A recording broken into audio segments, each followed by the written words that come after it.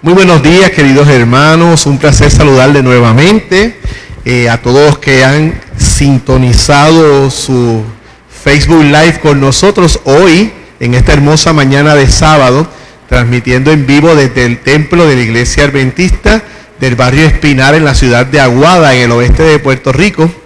Recuerden que estas transmisiones son en conjunto con el distrito de la Iglesia de la Victoria, de la ciudad de Aguadilla, y qué bueno poder saludarles, un abrazo digital, ¿verdad que sí? Tenerlos con nosotros en la mañana de hoy. Recuerden que pueden enviar sus pedidos de oración por texto a través de la página, y para la gloria y honra de Jehová esperamos que este culto sea de su disfrute, que sea de bendición, y que podamos estar bien cerquita del cielo. En estos momentos de dificultad, la esperanza está en Jesús. Así que inclinemos el rostro para tener la oración. Excelso Padre, buen Dios, te damos gracias por este privilegio de venir ante tu presencia y compartir tu palabra, oh Señor. Te pedimos, oh Jehová, que visites cada hogar de aquellos hermanos que se han sintonizado, que se han unido a nuestra transmisión, oh Señor. Que estés atento a sus peticiones, oh Jehová. Y gracias, oh Jehová, porque tu cuidado para con tus hijos es inmenso. Gracias, Señor, porque nos mantienes en salud. Gracias, Señor, porque nos provee todo lo necesario, oh Jehová. Y gracias, Dios, porque nos has dado la vida. Quédate con nosotros, guárdanos durante este culto de adoración y acompáñanos siempre. Estas bendiciones las pedimos en el dulce nombre de Jesús. Amén. Ahora vamos a dejar en la escuela sabática de hoy. Tenemos una escuela sabática bien especial a la hermana Mayra Vale de la Iglesia de la Victoria, que va a continuar con la programación. Mayra. Gracias, Jacobe. Hermanos, feliz sábado, que el Señor los bendiga a todos. Le doy la bienvenida a cada uno de los que está aquí presente, a los hermanos que nos escuchan por las redes sociales. Es maravilloso poder estar aquí otra vez en la casa del Señor para alabar y glorificar su santo nombre. En esta mañana quiero hablar sobre el tema de la paz, pensamientos de paz. Estamos viviendo unos tiempos que es difícil, por más que uno quiera y por más que uno tenga al Señor en nuestro corazón, alcanzar la paz. Esa paz que nosotros necesitamos, solamente nuestro Padre Celestial nos las puede dar a cada uno de nosotros. La Organización Mundial de la Salud, la OMS, define salud mental como un estado de bienestar en el cual el individuo es consciente de sus propias capacidades, puede afrontar las tensiones normales de la vida, puede trabajar de forma productiva y fructífera y es capaz de hacer una contribución a su comunidad. Según estadísticas recientes, en 1 de cada 5 familias de los Estados Unidos se sufre algún tipo de enfermedad mental. Por ejemplo, fobia, trastorno bipolar, esquizofrenia, ansiedad, ataques de pánico. Muchos de nosotros sufrimos de ese tipo de ansiedad, de ese tipo de salud mental. Hay algunas que para eso se usa la medicación, para poder controlarlas, para poder nosotros funcionar adecuadamente. Como dice el párrafo que leí, en cada una de nuestras familias tenemos a alguien con condición de salud mental. Y eso es normal en el mundo que estamos viviendo, en los tiempos que estamos viviendo. ¿Sabías que la depresión es actualmente la causa número 1 de bajas laborales permanentes en los Estados Unidos? Según la misma OMS, más de 300 millones de personas en el mundo sufren depresión. Todos nosotros conocemos personas que tienen depresión. Inclusive nosotros mismos en ocasiones nos sentimos depresivos, con ansiedad, con tristeza, porque hay situaciones en nuestro alrededor, en nuestra familia, en nuestro trabajo, en nuestra iglesia, que nos afectan. Ninguno de nosotros estamos exentos. Las causas de este mal son muchas y muy complejas, como para abordarlas en una simple reflexión. Varían desde las biológicas, a las que dependen de circunstancias de la vida como el divorcio, la muerte de un ser querido, la pérdida de empleo o la baja autoestima. La Biblia contiene pasajes que pueden ayudar a tener paz mental si es que padeces de depresión. Yo entiendo, creo, he escuchado que hay muchas personas, especialmente en estos momentos que vivimos del coronavirus, que nos ha afectado a todos porque tenemos que cambiar nuestro estilo de vida, porque tenemos que tener más seguridad, porque no debemos exponernos a que no nos aseguremos bien cuando salimos a la calle y poder adquirir esta enfermedad. Algunos tienen familiares, he conocido que le ha dado la enfermedad, otros han muerto a causa de este virus, y es triste esta situación. Nosotros nos preguntamos, los seres humanos, ¿por qué nos pasan estas cosas? Pero nosotros los que tenemos conocimiento de la palabra del Señor, que la estudiamos, sabemos que eso está en la palabra. Todo esto que está pasando es bíblico. El Señor hace tiempo que así lo expuso en su palabra, que esto iba a suceder.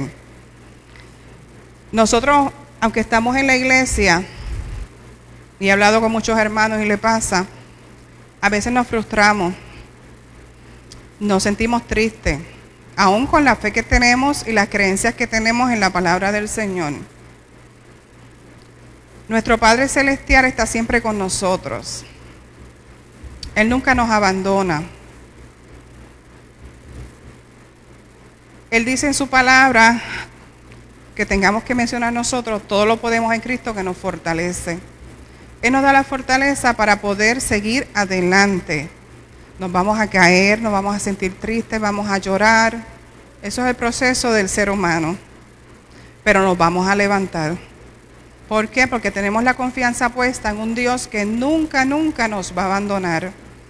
Que siempre ha estado con nosotros, que aún cuando muchas veces nosotros le damos la espalda, Él está ahí a la puerta esperando para que le abramos esa puerta y el poder entrar y estar con nosotros. Él nunca nos ha abandonado. Él es un Dios de amor, un Dios que está presto para ayudarnos en cualquier situación que vivimos. Que hay enfermedades, sí. Que hay divorcios, sí. Que perdemos seres queridos, también. Eso no va a cambiar. Y estamos ya en los tiempos del fin, hermanos. Eso lo dice su palabra, y su palabra no miente.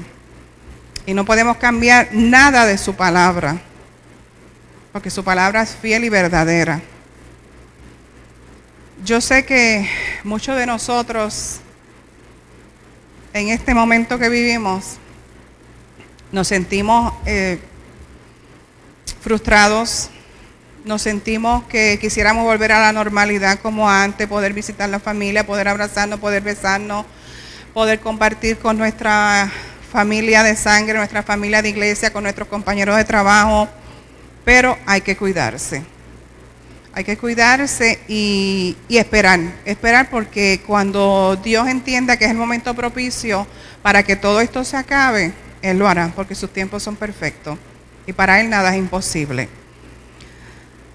Algunas de versículos que nos ayudan a poder fortalecernos en estos momentos de crisis y para poder conseguir la paz que necesitamos están en su palabra. Les voy a mencionar algunos.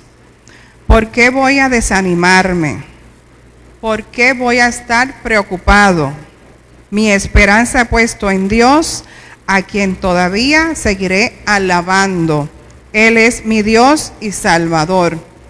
Eso se encuentra en el Salmo 42:11. Como dice el mensaje, ¿por qué nos vamos a desanimar? ¿Por qué nos vamos a preocupar? Si tenemos un Dios todopoderoso que está con nosotros, que nos defiende, que nos cuida, que nos protege y que nos da todo lo que necesitamos. Él es nuestro Dios y nuestro Salvador. Piensen en todo lo verdadero, en todo lo que es digno de respeto, en todo lo recto, en todo lo puro, en todo lo agradable, en todo lo que tiene buena fama. Piensen en toda clase de virtudes, en todo lo que merece alabanza. Y nuestra alabanza debe ser para el Señor, que nos cuida, que nos protege, que aun en estas pruebas, en estas situaciones, Él nos da la paz que nosotros necesitamos para poder seguir adelante. Y es una paz que ningún hombre, ninguna persona aquí en la tierra te la puede dar. Solamente Cristo Jesús. Y yo sé que muchos de ustedes entienden lo que yo me refiero. Yo he estado en varias situaciones de pruebas. Hace 2 años atrás mi hijo mayor le dio una parálisis facial. No es fácil ver a un muchacho de 24 años en esas condiciones, pero se llevó al hospital, se le dio seguimiento y en todo momento yo sentía la presencia de Dios a mi lado, que yo ni lloré ni desconfié, mi confianza estuvo puesta en Dios y Él me dio la paz y me sanó a mi hijo y mi hijo, gracias a Dios, hoy día está normal, como si nada hubiera pasado. Otro versículo. Claman los justos, Jehová oye y los libra de todas sus angustias. Salmo 34, 17. Qué bonito es que nosotros tenemos un Dios que si estamos en situaciones difíciles, clamamos a Él y Él nos ayuda. Él nunca nos desampara. Él siempre está con nosotros. A veces dudamos, pero eso es parte de nuestra naturaleza humana. Pero Dios está siempre ahí para restaurar nuestra fe. Y como dice la palabra, hay que clamar a Jehová y Él nos oye. Nunca dudar de su palabra, de su amor, de su fidelidad. El hombre no podrá fallar, pero Dios nunca nos falla. Puse mi esperanza en el Señor y Él se inclinó para escuchar mis gritos. Me salvó de la fosa mortal, me libró de hundirme en el pantano, afirmó mis pies sobre una roca, dio firmeza a mis pisadas, hizo brotar de mis labios un nuevo canto, un canto de alabanza a nuestro Dios. Salmo 40, 1 al 3.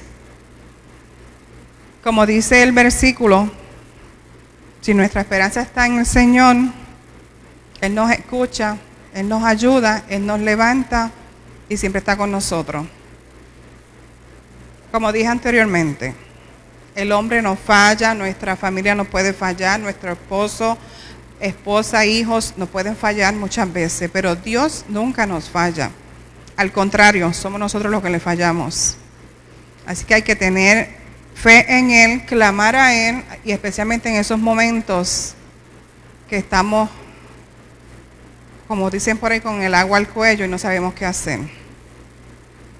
Dice, clama a mí y yo te responderé. Tú, Señor, eres mi escudo protector, eres mi gloria, eres quien me reanima. Salmo 3, 3. El único que nos da fuerza es Dios. Cuando estamos en momentos de crisis, de pérdida, de sufrimiento, vienen muchas personas a nuestro alrededor, familiares, que vienen a darnos consuelo. Y nos sirve de apoyo y nos consuela, pero el consuelo mayor solamente Dios nos lo puede dar. Él es nuestra esperanza. Sin Él no somos nada, hermanos. Por eso tenemos que buscar en su palabra, su mensaje. Escuchar lo que Él nos está hablando a través de su palabra. Escuchar que Él nos da paz en medio de la tormenta. Yo sé que a veces hay personas, porque he hablado con personas que, pues, incrédulas, y aún muchos teniendo conocimiento del Señor, y reniegan, pero entendemos que es por la misma situación de la crisis que están viviendo, porque su fe quizá no es tan fuerte como la de muchos otros, y por eso es que tenemos que pedirle a Dios que cada día aumente nuestra fe. Y yo sé que Él lo hará. Cada día yo al despertar, eso es lo primero que le pido, Señor, dame fe. Le damos gracias primero por todo y por otro despertar, pero luego le pedimos fe, mucha fe y también mucha paz. Mucha paz, porque en este tiempo la necesitamos y mucho. Y tenemos que prepararnos, hermanos, porque la venida del Señor está cerca. Y tenemos que ser fuertes. Y tenemos que confiar en el Señor y no dudar de que Él está con nosotros. Le damos gracias al Señor porque a pesar desde el tiempo de Israel, que Él lo sacó de Egipto, que le mostró, porque a veces yo me pongo a pensar tantas cosas que Dios le mostró, tantos milagros que Dios hizo para ellos. Y ellos siempre dudaban de Dios, le reclamaban a Dios, siempre se estaban quejando. Y lamentablemente hoy día, después de miles de años, estamos en el mismo proceso. Nos alegramos cuando Dios nos da algo bueno, cuando nos pasa algo bueno. Pero cuando nos pasa una circunstancia negativa, renegamos, peleamos con Dios y demás. Pero no, hermano, aún al contrario, yo siempre digo que le doy gracias a Dios por las pruebas.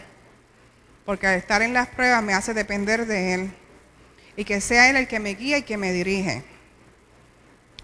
Porque sin Él no somos nada.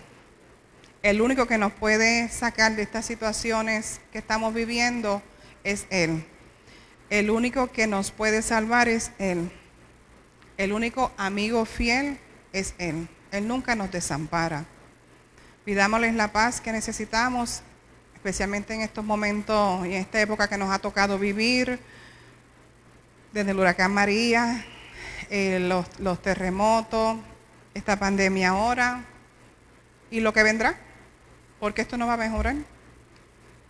Estos son tiempos del fin, tiempos de dolores, pero tenemos que sobrellevarlo y con la ayuda de Dios lo vamos a lograr. Así que, hermanos, mantengan la fe puesta en Dios, pídanle la paz, que solamente Él es el que la puede dar, confíen en Él, siempre tener esa comunión a diario en las mañanas, que su primer pensamiento sea para Él, que le pidan a Él, que le oren a Él, que lean su palabra, porque a veces decimos, pues lo hago luego. Los afanes del día no nos dejan. Y cuando llega la noche y queremos hacerlo, ya estamos cansados, lo que queremos es dormir. Pues no, tenemos que empezar nuestro día con el Señor. Por Él es el que nos va a guiar en todos estos procesos y nos va a ayudar a superar todas las pruebas que vengan. Porque como dije ahorita, es fácil cuando estamos en bien, ay, qué bien, todo me está yendo bien, gracias Señor. Y a veces ni siquiera las gracias le damos. Pero cuando estamos en crisis es que nos acordamos de Él. Pues no. Todos los días, 24/7, en buenas y en malas, tenemos que estar cerca del Señor y buscar ese amor de Él, esa comunión con Él, esa unidad con Él y sobre todo pedirle esa paz que solamente Él nos puede dar. Hasta aquí mi tema, hermano, que el Señor los bendiga. Ahora vamos a pasar con los hermanos O'Neill y el hermano Acobe para el repaso de la lección. Que Dios los bendiga.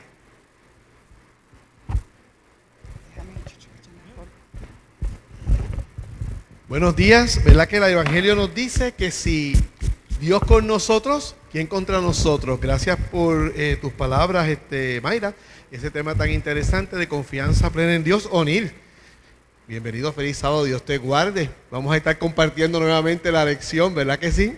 Sí, estaremos compartiendo la lección de escuela sabática. Queremos agradecer a Mayra por tan excelente tema, el cual nos lleva a confiar en nuestro Dios. Él es el soberano, Él es el que tiene el control del universo y solo en Él debe basarse nuestra fe, nuestra esperanza y nuestra confianza. Y fíjate que dice el apóstol Pablo, ahora permanecen la fe, la esperanza y el amor. Lo último que perdemos es la esperanza, lo último que perdemos es la fe y lo último que debemos de perder también es el amor. A los amigos que nos están viendo, como todos los sábados le decimos, si tienes alguna petición de oración, si deseas que oremos por usted, por favor haga un comentario aquí en esta página y luego al final estaremos orando por usted y por cada una de sus peticiones. Si tiene algún comentario que desea compartir con referente a la lección de escuela sabática, ¿qué tienen que hacer? Lo propio, escribe su pregunta en la página y nosotros le vamos a estar contestando más adelante a través de los medios electrónicos. Tenemos aquí a nuestro ingeniero de sonido, ingeniero de redes, ingeniero de todo. Bueno, el ingeniero de sonido de allá arriba es Germán, perdóname Germán. Tenemos nuestro ingeniero en redes y todo lo que tiene que ver con computadora Fredison. Así que Fredson está por allí contestando, enviándole saluditos a cada uno de ustedes. Ellos son los que hacen posible esta transmisión. Esos Así dos mismito es. hermanos que ustedes no ven detrás de la cámara son los que hacen posible que nosotros nos veamos allá a través de las redes sociales. Aquellos hermanos queremos que estén pendientes a las redes sociales, porque muy pronto estaremos dando noticias de cuándo hemos de abrir nuestros templos.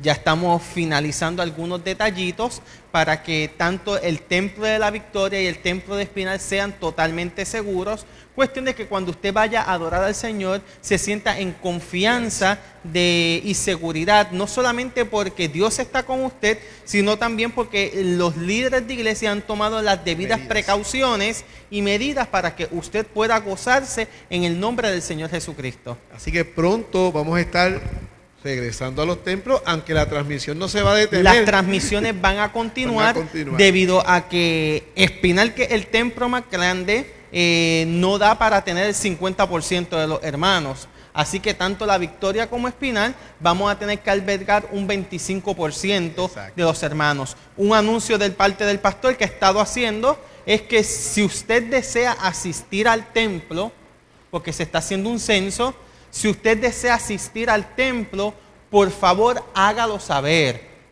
para saber con qué hermanos se cuenta y cuáles no. Si usted no quiere ir al templo, dígalo para entonces ceder ese espacio a otro. Así que si usted desea asistir al templo, ya sea a la Victoria o aquí a Espinal, ¿qué es lo que tiene que hacer? Vaya comunicándose con el pastor, llamando a nuestro pastor o a los ancianos, tienen nuestros números, para dejar saber su disponibilidad para venir hasta el templo. Esto requiere una planificación, como bien ha dicho el hermano Nil, no caben todos. Aunque quisiéramos que todos vinieran, no caben todos para cumplir con el protocolo establecido, pero estamos haciendo ese censo y todos los que estén interesados en venir, así se puede hacer una planificación para que estén aquí con nosotros. Para aquellos que dicen, no tengo el número de teléfono del pastor, que ya a esta altura, si tú no tienes el teléfono del pastor, la culpa no es del pastor. Exacto. Y no es que estamos defendiéndolo, pero si llevas 2 años con él y no sabes quién es su número, es porque tú no se lo has pedido. Si no tienes el número del pastor, el número de él es el 787-949-9586. Te repito, 787-949-9586. Dale una llamadita porque él está haciendo un censo sobre quiénes son las personas interesadas en regresar. La lección de escuela sabática de esta semana, para ir rapidito, está un poco complicada, un poco difícil, porque el autor nos trae muchos temas un poco difíciles. En una misma semana. En una misma semana. Así que los hermanos que nos están viendo, no vamos a discutir toda la lección, pero vamos a tratar de hacer un resumen o tocar lo importante en esta lección. Que eso es así. Lleva por título La Biblia y la profecía. Y todo el trimestre hemos estado hablando de la Biblia. Y lo que el autor esta semana nos quiere mostrar es cómo la profecía juega un papel importante en las Sagradas Escrituras y cómo su cumplimiento es veraz y cierto. Exacto. Completo. La profecía, el querido hermano que nos escucha en la mañana de hoy, es cierta, al igual que todo lo que está en la palabra escrito. Durante los pasados sábados que hemos estudiado, hemos visto cómo la Biblia y su interpretación es real y genuina. Pues la profecía que está allí es lo propio, es real. Claro, hay varios métodos que los teólogos han establecido de cómo interpretar este asunto de la profecía. ¿Cuáles son esos métodos? Hay muchas escuelas, pero las 3 escuelas principales lo son: la escuela preterista, la cual establece que la profecía es cosa del pasado. Ya pasó. Ya se cumplió, ya nada aplica a nuestros días, algo del pasado. Existe la escuela futurista, la cual todo lo ve hacia el futuro. Nada ha ocurrido. Nada ha ocurrido. Eso es, como dice a Daniel, para el tiempo del fin. Exacto. Todo Sin lo ven definir tiempo del fin. Exacto, todo lo ven para el fin. Y está la escuela historicista, la cual cree que el cumplimiento de la profecía va a ser a través de la historia de este mundo. O sea que está ¿qué? Cumpliéndose. Se cumplió, se cumple y se cumplirá. Y se cumplirá. Porque hay cosas que se cumplieron, hay cosas que se están cumpliendo y hay cosas que se van a cumplir. La Iglesia Adventista del Séptimo Día, el cual es este caso, creemos en que el cumplimiento de la profecía es un cumplimiento histórico y gramatical también. Tenemos que señalar eso, porque nosotros como iglesia nos fijamos mucho en lo que dice el texto y cómo ese texto se va cumpliendo a través de la historia de este mundo. O sea, que nuestra iglesia cree y utiliza para interpretar la profecía el método histórico. O sea, que todo está cumpliéndose a través de la historia y está todavía por cumplirse parte de los eventos que están allí escritos en la profecía. Y hay algunos ejemplos de cómo la profecía se ha ido cumpliendo a través de la historia. ¿Sí? El primer ejemplo que queremos traer es Daniel capítulo 2. ¿Qué nos dice Daniel capítulo 2? Pues mire, Daniel capítulo 2 nos cuenta la historia del sueño que tuvo Nabucodonosor. Nabucodonosor, el cual nadie pudo interpretar, solo Daniel. Y en el sueño que Dios le da a Nabucodonosor, que también se lo da a Daniel, el Dios soberano le da un mapa profético a ambos de qué va a pasar con la historia de este mundo. ¿Y cuál era ese mapa profético? Imagínense, ambos, Nabucodonosor y Daniel, tuvieron el privilegio de ver la historia de la humanidad prácticamente hasta nuestros días. El sueño del rey era una estatua de diferentes metales. El sueño, que era el mismo, lo que pasa que para que Daniel lo interpretara le cambiaron las imágenes.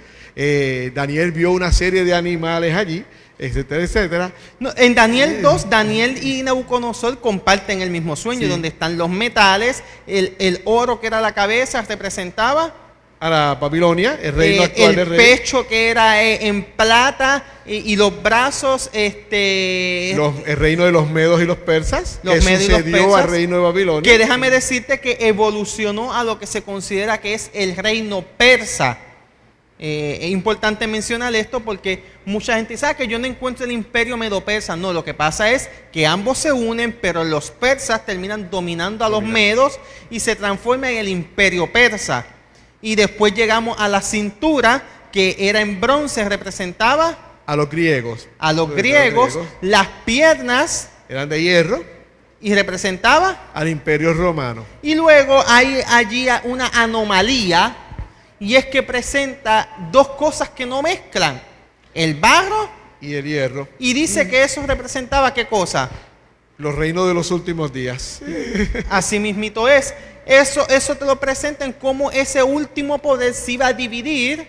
Y llegaría hasta el tiempo presente. Y fíjate que en el sueño, Daniel le dice a Nabucodonosor, mira, estos reinos no van a volver a unirse, van a tratar de hacer alianzas, se van a casar entre ellos mismos, pero no vuelven a ocupar la posición privilegiada de los demás reinos. Eso es así. En otras palabras, ni Babilonia, ni Roma, ni Grecia, ni Persia iban a volver a ser reinos poderosos como lo fueron en el pasado. Exacto, prácticamente imperios universales. El último fue Roma.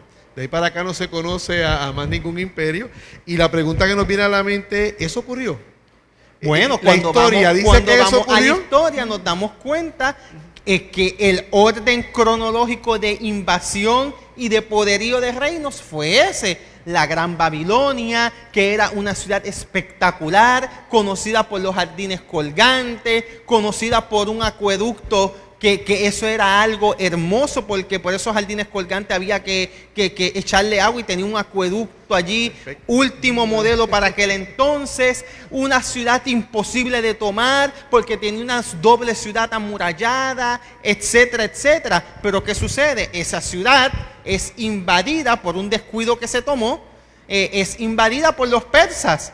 Y los persas gobernaron después por un tiempo. Todo el mundo conocido, exacto. Por un tiempo los persas gobernaron. Ahí es donde encontramos algunas historias en nuestra Biblia, como lo es la historia de la reina Esther, como es la historia de Daniel en el foso de los leones, etcétera, etcétera. El imperio persa era un imperio muy fuerte, muy rígido, que de ahí es que sale el dicho, esto no es ley persa, porque lo que decían los persas se tenía que Y cumplir. punto. Eso o se hacía o se hacía. De ahí llegan los griegos, que los griegos dominaron el mundo no solamente de forma militar, sino también intelectual, y lo podemos ver hasta hoy día, cómo ellos cambiaron la forma de escribir, el pensamiento, etcétera. Las artes, todo. Ellos influenciaron todo lo que hoy vemos. Llegan los romanos, que los romanos van entrando poco a poco en esa invasión hasta que se envuelven en el imperio más poderoso que ha existido. Pero Roma cayó con el tiempo poquito a poquito, se dividió y dejó de existir. Pero ese ejemplo no solamente lo encontramos en Daniel capítulo 2, sino que lo encontramos en Daniel capítulo 7. Antes era a través de una estatua con metales y ahora como nos los presenta la Biblia. Ahora es que vienen las bestias, Ahora los animales, los bestias. monstruos estos que salieron allí. Y la primera bestia que encontramos allí es un león con alas que representaba Babilonia. a Babilonia. Después encontramos un oso con unas costillas en la boca, que un hombre era más alto que el otro y representaba a los medos persas. El mismo reino medo persa, exacto. Después había un leopardo con 4 cabezas y 4 alas que representaba a Grecia. ¿A Grecia? Luego nos dice que había una bestia indescriptible, Fea. poderosa, que representaba a Roma. Y ahí aparece entonces la figura de un cuerno que derriba 3 cuernos de los 10 que tenía esa bestia, donde nos presenta, nos trae un imperio diferente que te dice que sale del mismo Roma. Exacto. Y que controla de una manera diferente. Y todo esto lo vemos que se cumple a través de toda la historia. No vamos a entrar en tantos detalles de la profecía porque el tiempo no nos da. Y además es bueno que los hermanos ellos mismos vayan estudiando y descubriendo en sus casas las cositas. Así que si tú quieres saber quién es el cuerno pequeño, si quieres saber un poquito más, lo tienes de asignación, Germán. La asignación de esta semana es: si quieres saber quién es el cuerno pequeño, tienes que estudiarlo en las Sagradas Escrituras. Seguir buscando, hacer Tienes esa que seguir búsqueda. buscando.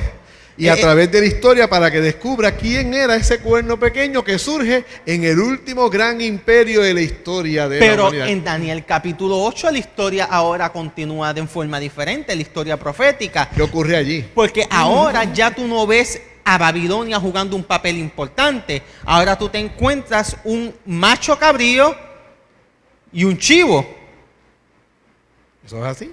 donde ambos se están peleando y tienen muchas gruesas fuertes, cruentas, poderosas. Y déjame decirte algo, que una de las películas más famosas de Hollywood es inspirada en esas luchas fuertes entre griegos y persas. Y es la película 300. Ajá. 300 es inspirada en una de esas guerras, en lo que se conoce como la guerra de las Leópidas, donde aproximadamente 300 griegos en un estrecho bien pequeño lograron derrotar, dicen los historiadores un poquito liberales, que fueron 2 millones de persas. Los más conservadores dicen que fueron 200,000 persas. Pero como quiera, 300 griegos destruir a 200 persas, Un ejército completo. nadie sobrevivió, pero los historiadores dan por ganar esta batalla. ¿A quién? A los griegos. A los griegos. Y esas luchas fueron demasiado fuertes entre griegos y persas, pero según la Biblia, Grecia iba a terminar Dominando. dominando. Y les pregunto a los amigos que nos están viendo, ¿sucedió o no sucedió? Eso ocurrió, 100% fue así. El imperio griego creció. De hecho, las figuras que lo ilustraban en la profecía lo ponían como que eran rápidos. El leopardo tenía alas, que el otro corría como si viniera en el aire y demás. Las imágenes que estaban allí hacían que lo presentaban como un imperio bien poderoso y rápido. Grecia y es que fue muy Grecia rápido. fue bien rápido, dirigida por Conquistó el Alejandro. mundo muy rápido, Sí. a través de Alejandro. Y llegó un momento dado que ya no tenían nada más que conquistar. Y Alejandro, en un momento dado, dicen, algunos historiadores deprimió. dicen, mira, vámonos a la China a ver si logramos conquistar allá también. Pero un poco antes muere él. Muere joven. Pero la profecía de Daniel 2, Daniel 7, Daniel 8 nos lleva a otro punto muy interesante. Y es que la profecía no solamente menciona un mapa profético hasta el fin del mundo, sino que también la profecía señalaba el momento en que nacería el Mesías y el momento en que moriría el Mesías. Muy bien. ¿Y en qué profecía está eso? En Daniel capítulo 8, en lo que conocemos como la profecía de las 70 semanas, Y ahora la cosa se complica un poco porque la profecía de las 70 semanas van dentro de la profecía de los 2300 días.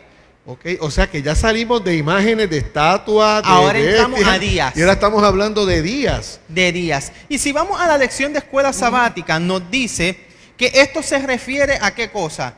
A años. Exacto. 2300 días. Todos sabemos que un periodo de 2300 días es un periodo relativamente corto. Si nos vamos a días, sería extremadamente corto. Y los periodos históricos son que duran siglos, ¿verdad que sí? Exacto. Números capítulo 14, versículo 34 y Ezequiel ahí? capítulo 4, versículo 6 es un ejemplo bíblico en cómo el principio de día se cambia ¿a qué? A años. A años. Y la primera parte de esta profecía lo que hace es señalar cuándo nacería el Mesías. Y para aquellos que somos cristianos, sabemos en qué momento nació el Mesías. Y sabemos que ya Daniel lo había dicho y el profeta Isaías también. No solamente la profecía te mencionaba cuándo nacería, sino cuándo se bautizaría, cuándo moriría el primer mártir cristiano, y te lleva hasta el futuro. Porque no mencionamos algo en las ilustraciones anteriores que lo vamos a mencionar ahora, y es que la última interpretación o imagen profética es aquella piedra que derriba aquella gran estatua, el cual es el reino de Dios. El reino de Dios. Y la profecía de los 2300 días nos lleva hasta el tiempo del fin, hasta el momento en que se establece el juicio, donde todos son juzgados, y después de un juicio ocurre ¿qué cosa? El regreso de Jesús. O sea que el fin de toda profecía es que Cristo. Jesús vuelve, Cristo Jesús vuelve y establece su reino aquí Que no tiene en fin, la decía tierra. la profecía. Que no tiene fin. Ese es el último imperio Fíjate, universal. hay un texto que me gustaría compartir con los hermanos y amigos que nos están viendo a través de las redes sociales, y es de el rey Nabucodonosor en Daniel capítulo 2, versículo 47, donde el rey, al darse cuenta que todo era una interpretación profética histórica, le dice a Daniel: no hay duda, Daniel 2, versículo 47, no hay duda que tu Dios es el Dios de dioses y es el rey de todos los reyes. Él lo sabe todo y por eso te puso a ti a explicarme este sueño tan misterioso. Esto es algo muy importante que nosotros debemos entender, porque el único que puede interpretar el futuro, el único que nos puede decir qué ha de suceder en este mundo, no son los astrólogos, Para nada. no son los mediums, no son aquellas personas que leen las cartas. No. Según el rey, que estaba rodeado por toda esta gente, dice que el único que puede interpretar y que puede decir es ¿quién? Dios. Y él reconoció allí al único Dios verdadero y en un momento dado pidió adoración única al Dios verdadero. Eso es así. Dios tiene el control de lo que pasa en la tierra desde el principio hasta el día que Él venga. Nada ocurre bajo el sol que no esté bajo el cuidado preciso de nuestro Padre Celestial. Así que eso de los 2300 días, que sabemos ya que son 2300 años, marcaban un momento importante en la historia del cristianismo y en la historia del plan de redención aquí en la tierra. Y podemos corroborar a través, para no entrar en mucho detalle en ella, a través de la misma, cómo ese principio de día por año estaba presente allí. Si la profecía de las 70 semanas, Jonin, nos llevaba hasta el momento en que aparecía el Mesías. Si hubiéramos tomado esto literal como 70 semanas son ¿cuánto? 490 días, 7 por 70, y fueran 490 días literales, ¿qué hubiera ocurrido? Que entonces el Mesías lo hubiéramos ubicado desde que Daniel ve la profecía, 1 año y medio después, y el Mesías apareció 1 año después allá todavía en el reino medo-persa. No ocurrió. No ocurrió así. O sea que ese principio de día por año se puede ver que cuando aplicamos que un día equivale a 1 año y lo ponemos en la historia, nos va a llevar que los 490 años acaban ¿dónde? En el Imperio Romano, donde sí nació ¿quién? El Mesías. donde sí nació el Mesías, donde sí estuvo la llegada. O sea que la profecía, mire, es perfecta y cierta, no hay lugar para duda. Y cuando vamos y si esto lo ampliamos un poco más, nos podemos dar cuenta que no solamente en el libro de Daniel la profecía se cumple, sino en Jesús, cuando Jesús le dice a sus discípulos que lo que ellos están viendo no quedará piedra sobre piedra. ¿Y a qué se estaba refiriendo Jesús? ¿A qué profecía? A la destrucción del templo. ¿Y se destruyó o no se destruyó el templo de Jerusalén? Eso es así. Se destruyó. Completamente. Y cuando tú vas más adelante, encuentras al apóstol Pablo hablando de un poder que todavía no existía, el cual iba a destruir a muchos cristianos, iba a perseguir a muchos, iba a hablar en el nombre de Dios. ¿Se cumplió o no se cumplió? También al 100%. Se cumplió. Y cuando vamos al libro de Apocalipsis, allí encontramos otras interpretaciones más proféticas, las cuales nos enseñan ¿qué cosa? Que la profecía es veraz. ¿Esperas? Pero yo quiero entrar en un punto para culminar de la profecía, el cual muchas veces no prestamos atención, el cual el autor no menciona, pero es parte cuando hablamos de la interpretación profética y la Biblia. Okay. Y es que Jesús en Mateo 24 en varias ocasiones enfatiza el engaño. O sea que el engaño está presente en toda esta historia, este juego, o podría estar presente. Sí, y te dice que tenemos que tener cuidado porque a muchos se engañarán en nombre de Jesús.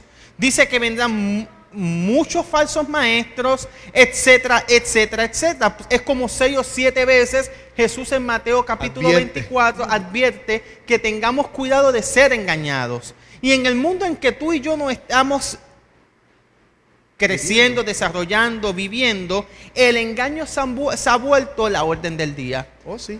No solamente te engañan en el aspecto espiritual.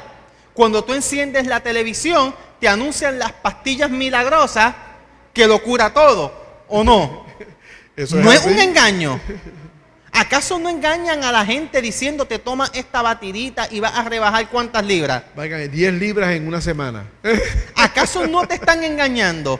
El engaño no se ha vuelto meramente espiritual. El engaño ha evolucionado tanto que nos están engañando en todos los aspectos de nuestra vida. Cuando compras un carro, cuando Eso es compras así. ropa. ¿Y quién es el maestro del engaño? El maestro del engaño es el enemigo de las almas. ¿Y por qué estoy trayendo todo esto? Porque todo esto ya fue dicho en la palabra de Dios, ya fue dicho por los profetas, fue dicho por el mismo Señor Jesucristo, y hoy día podemos ver su cumplimiento. Estamos advertidos. O sea, la palabra de Dios nos advierte sobre que en los últimos días iban a surgir engañadores. Y engañadores aún en cuanto a la verdad del Evangelio y de la historia de la redención.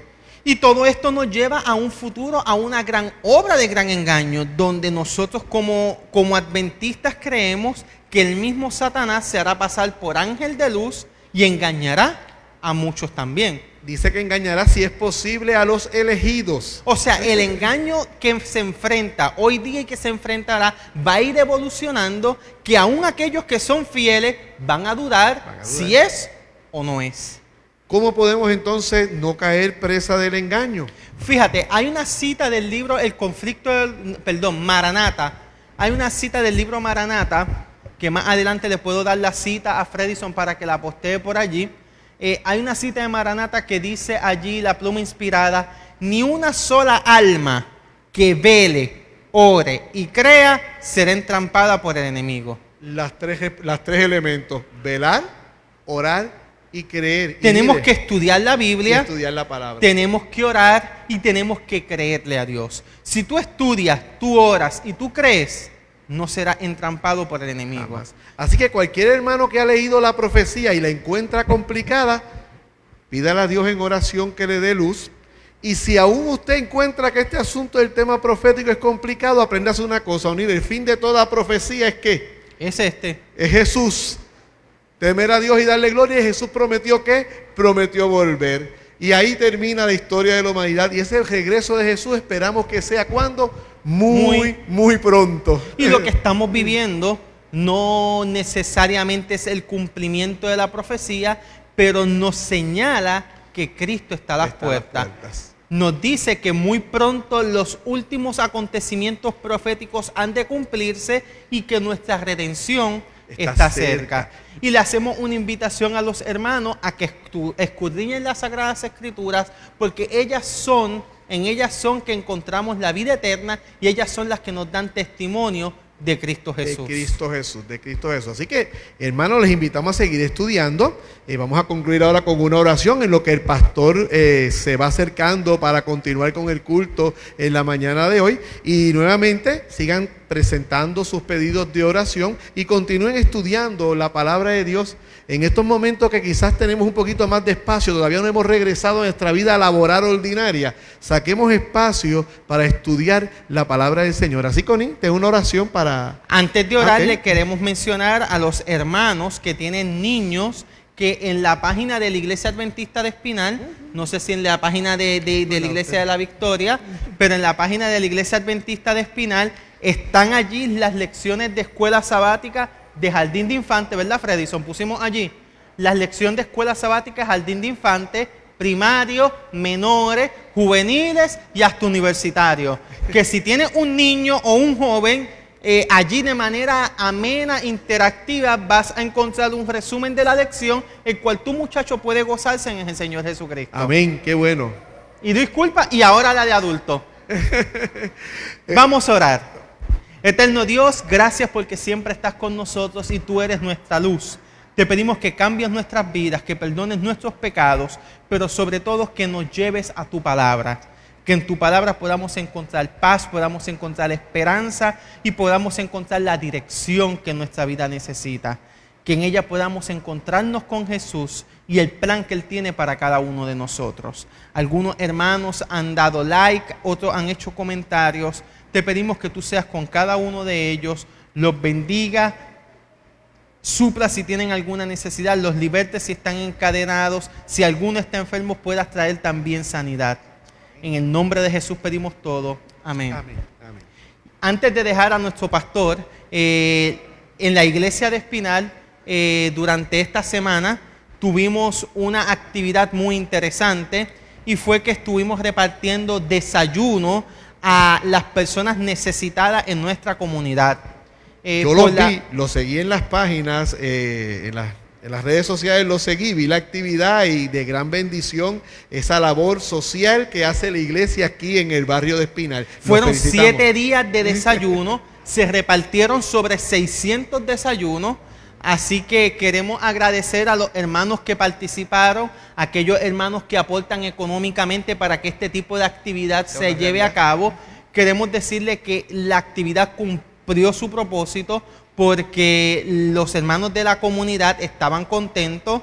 Ellos esperaban la literatura, el pastor se dedicó a repartir literatura. ¿Y qué pasaba, pastor? Ellos mismos la pedían. Mira, ya me leí el librito, dame el próximo o dame la próxima literatura. Cuando pasaban por aquí, nos las pedían si no se la habíamos dado o nos pedían que oráramos por ellos. Así que oremos por estas personas que han sido... O sea, que no solo los alimentaron físicamente, sino que hubo alimento espiritual. Gloria a Dios. Así que oremos por ellos para que Dios pueda seguir trabajando. Amén. Y hermanos, ayúdenos también económicamente porque para el mes de julio queremos hacer otro impacto comunitario en nuestra iglesia. Sabemos que el Señor ha de traer a la iglesia lo que ha de ser salvo, pero es por la testificación que nosotros damos. Y eso es lo que se está haciendo aquí. Hermoso. Dios me los bendiga y los esperamos más adelante. Gracias, lindo día.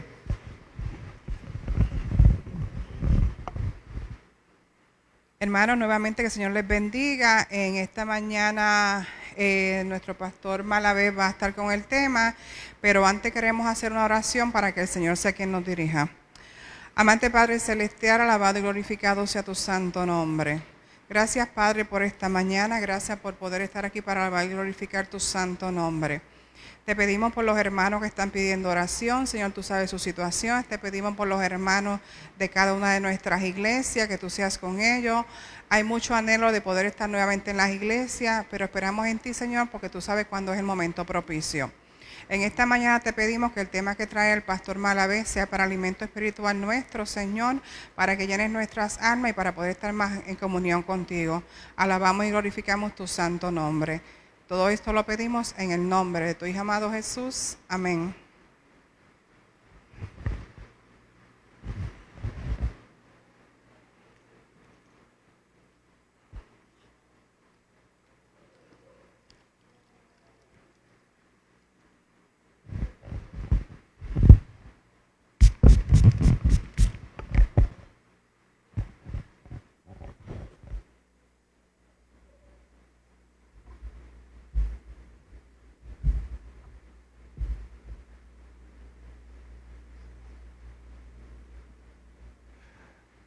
Bendiciones, hermanos.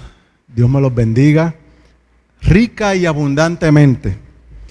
Quiero agradecer primeramente al Señor, ¿verdad?, por la oportunidad tan hermosa que nos da de poder compartir con cada uno de ustedes en todos estos sábados.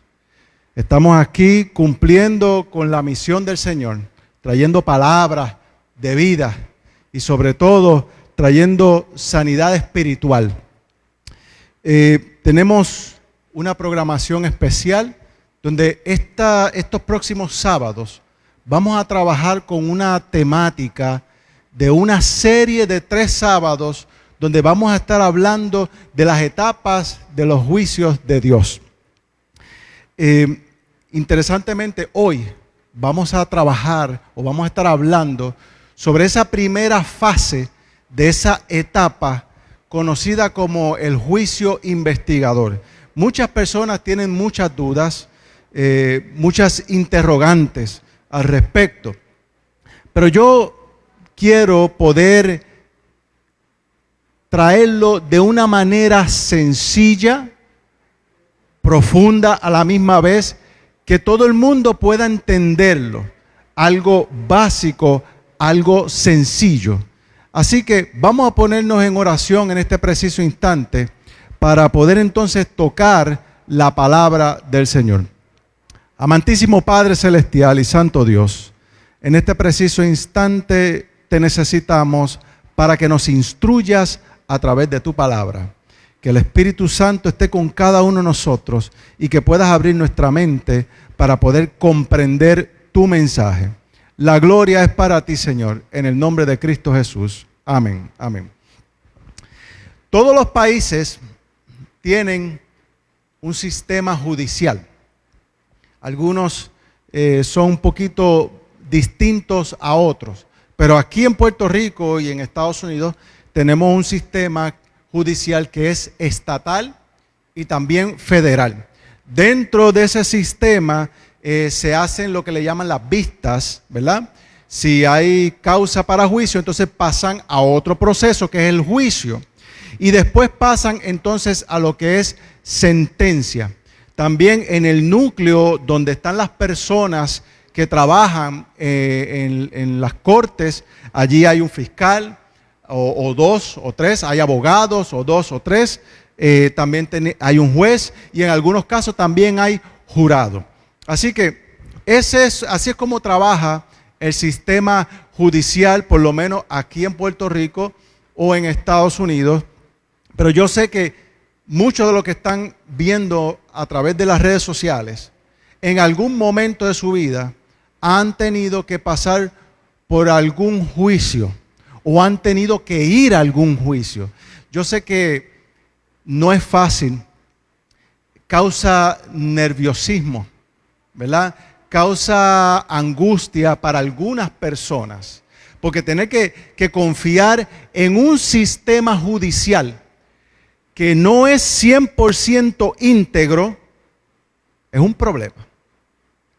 Tener que enfrentar a un sistema que, aunque usted sabe que es inocente, posiblemente lo vayan a declarar culpable por la razón que sea, causa preocupación, causa angustia, causa ansiedad. Y todos los que hemos pasado por algún juicio sabemos que esto es así, por más sencillo que sea. Pero el juicio que yo les quiero presentar es totalmente distinto. Es un juicio que es 100% confiable. Es un juicio que es 100% íntegro, que no debemos temer. Al contrario, en este juicio, Dios quiere buscar la manera de salvarnos. Hace todo lo que esté a su alcance para salvarnos a cada uno de nosotros. Y eso es algo en lo cual nos da esperanza, porque podemos confiar en este juicio que es de Dios, porque es un juicio íntegro. Dentro de lo que es la creencia del juicio de Dios, en todo el mundo, en distintas religiones, se cree en que sus deidades, seres, lo que sea, van a tener juicio. En el mundo cristiano, estamos hablando de que se cree en el juicio, pero de distintas maneras. Y por ejemplo, voy a dar 1 o 2 ejemplos. Hay gente que dice que el juicio sucedió en la cruz. Los que aceptan a Cristo como su Salvador personal o lo rechazan ya han sido juzgados. Si usted acepta a Cristo como su Salvador personal y no importa lo que usted haga después, ya usted fue juzgado para salvación. Hay personas que creen eso. Otros dicen que el juicio va a suceder cuando regrese Jesucristo. Pero ¿cómo va a ser esto? ¿Será así? ¿Será de otra manera? ¿Cuántas etapas en realidad hay? ¿Hay una sola etapa? ¿Hay 2? ¿Hay 3? La iglesia adventista entiende de que va a haber más de una etapa. Y yo quiero compartir con ustedes en estos 3 sábados corridos esas etapas del juicio que vamos a estar enfrentando todos nosotros. Ahora, la Biblia habla en realidad sobre un juicio hacia la humanidad. Yo los invito para que vayamos al libro de Segunda de Corintios. Segunda de Corintios. Segunda de Corintios, capítulo 5, versículo 10. Mira lo que nos dice aquí. Porque es menester, o es necesario, que todos nosotros comparezcamos ante el tribunal de Cristo, para que cada uno reciba según lo que haya hecho mientras estaba en el cuerpo, ya sea bueno o sea malo. Aquí nos está diciendo que todos, hay un colectivo, está hablando en plural, todo el mundo comparecerá ante el tribunal. ¿De quién? Ahí dice de Cristo.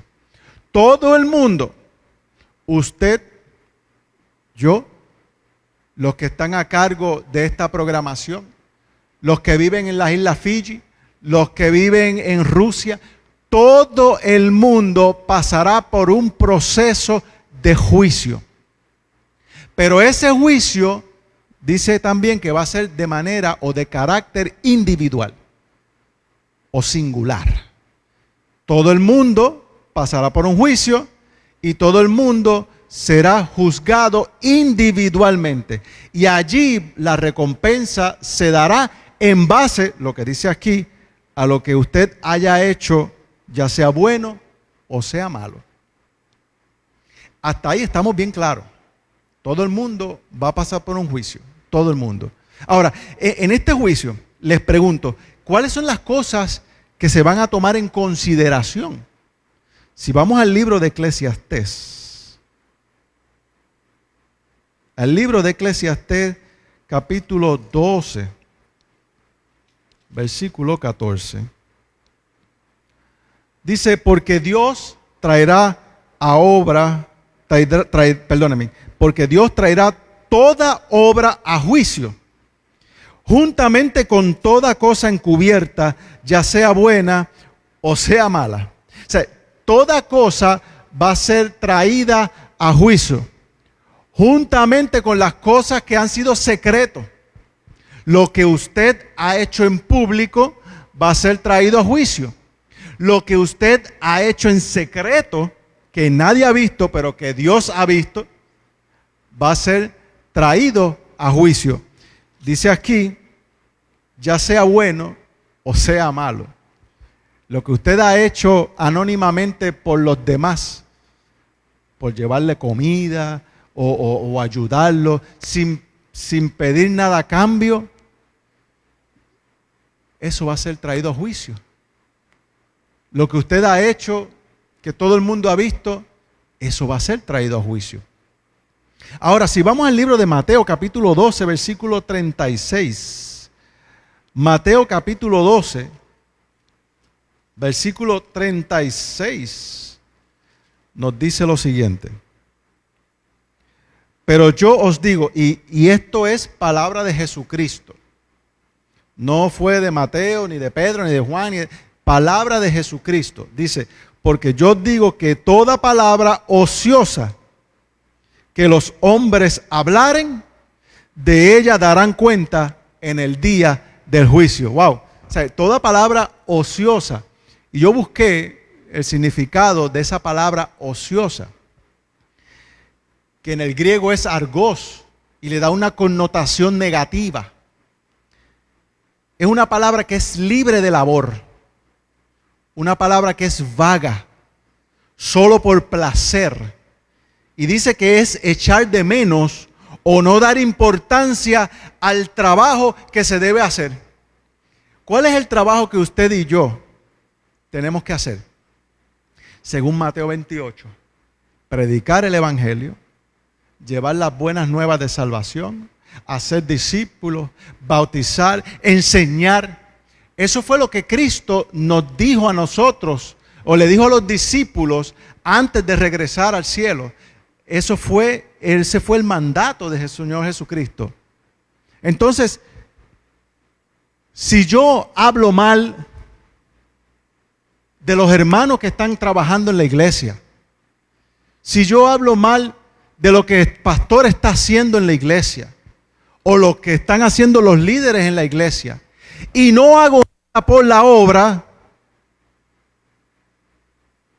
mi palabra es ociosa, según la definición de esto, y va a ser traída a juicio. Va a ser traída a juicio.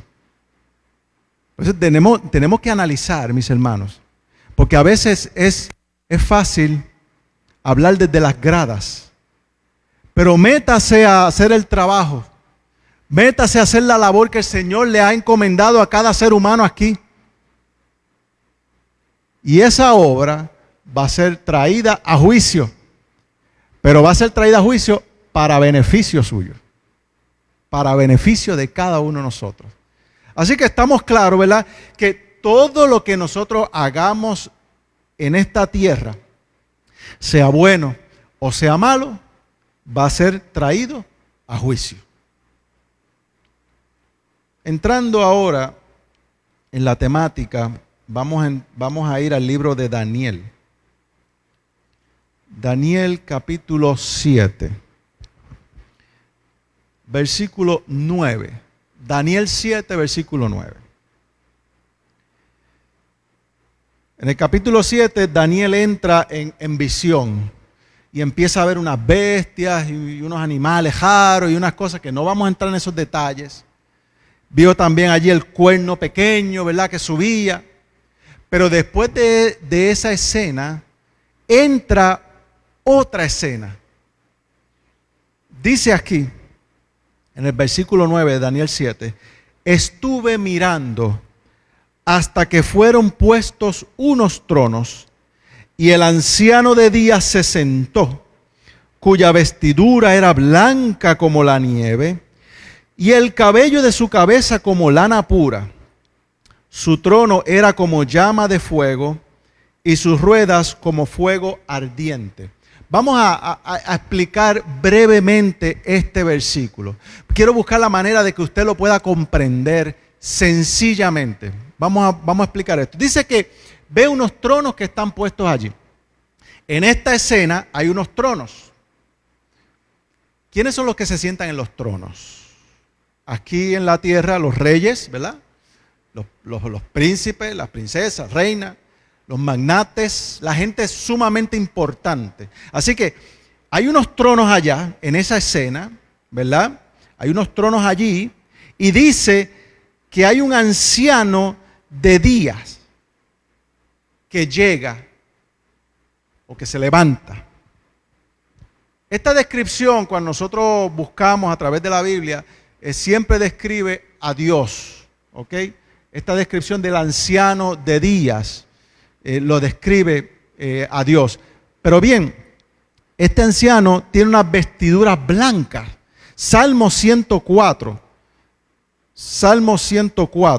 versículo 1 al 2, nos dice, versículo 1 al 2, bendice alma mía a Jehová, Jehová Dios mío, está identificando aquí a Jehová Dios mío, mucho te has engrandecido, te has vestido de gloria y de magnificencia.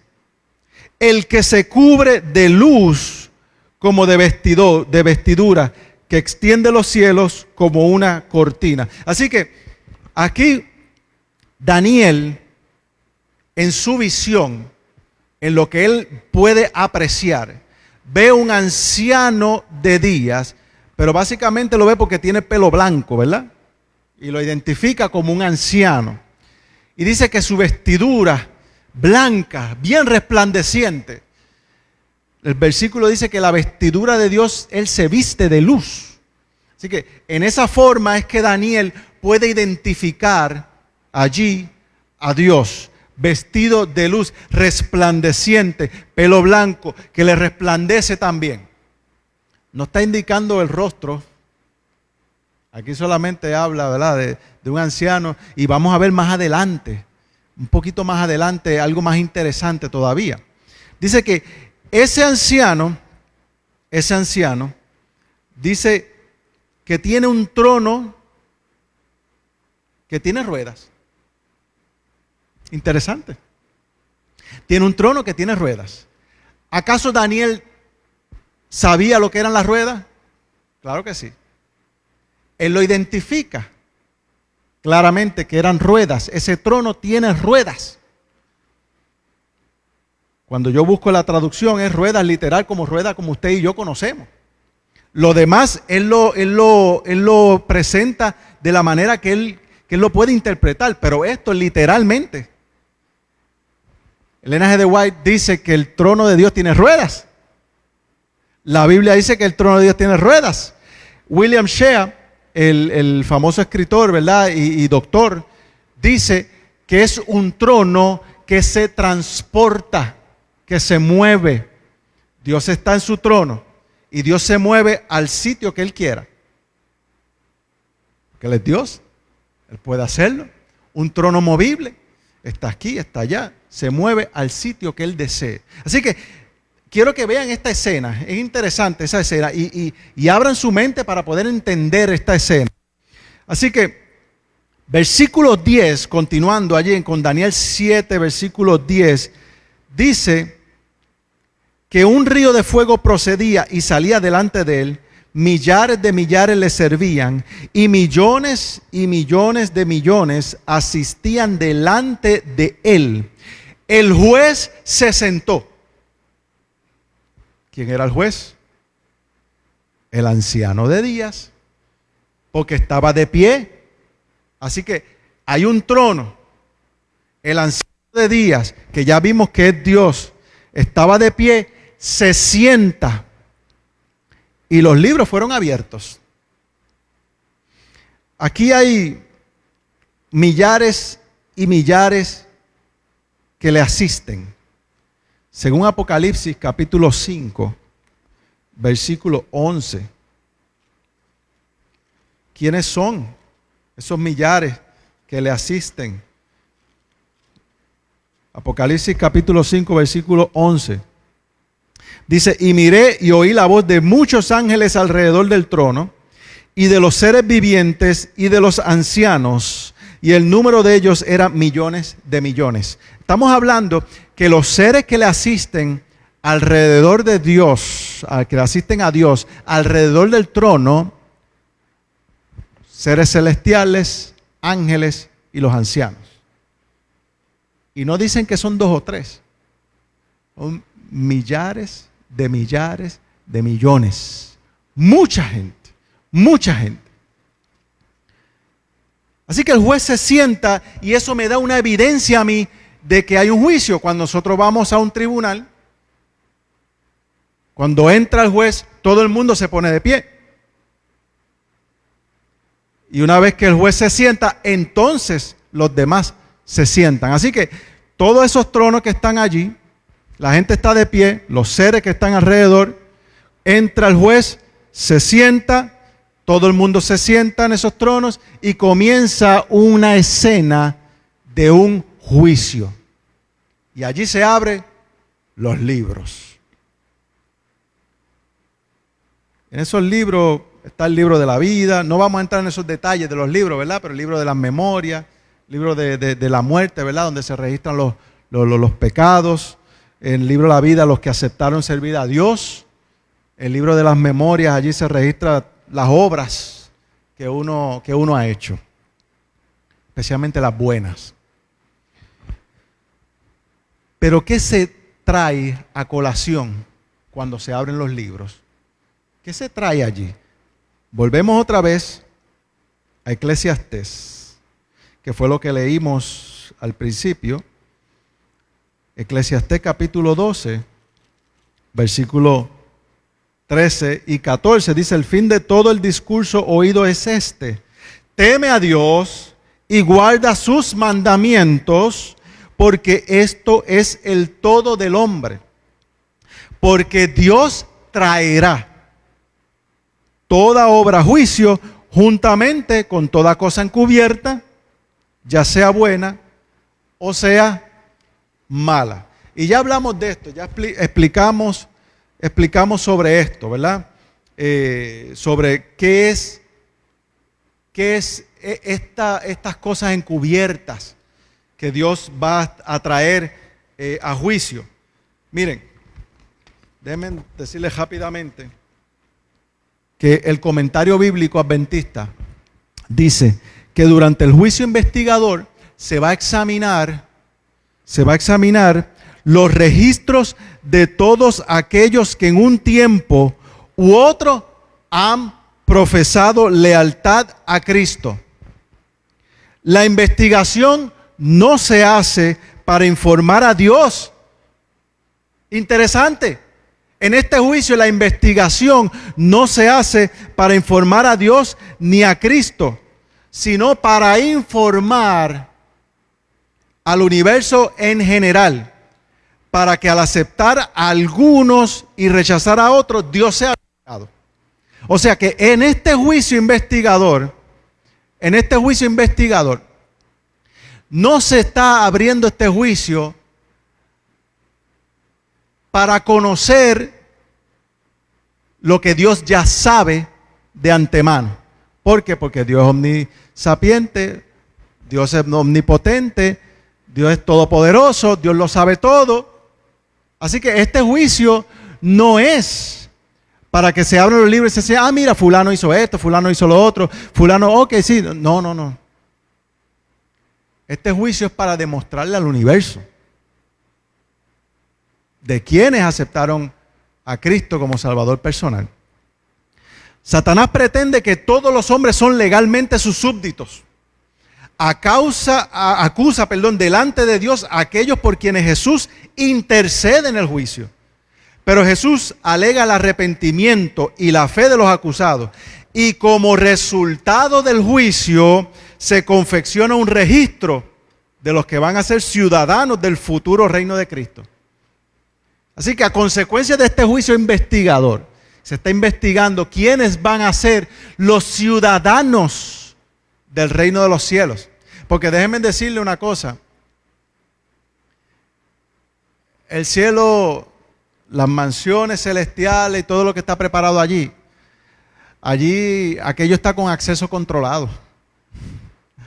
Los ángeles no desean a cualquiera allá arriba, porque ellos han visto lo que ocasiona el pecado aquí en la tierra. Los seres celestiales han visto los problemas que ha ocasionado el pecado. Y los ángeles quieren asegurarse de que no cualquiera entre al reino de los cielos, sino que aquellos que han decidido entregar su vida al Señor. Y por ende van a buscar hasta el último detalle para poder otorgar el permiso para poder entrar al reino de los cielos. Interesante, porque Dios lo sabe todo.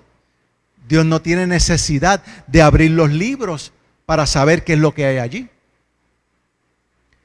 Pero ahora vamos a otra escena. Vamos otra vez al libro de Daniel. El libro de Daniel, capítulo 7.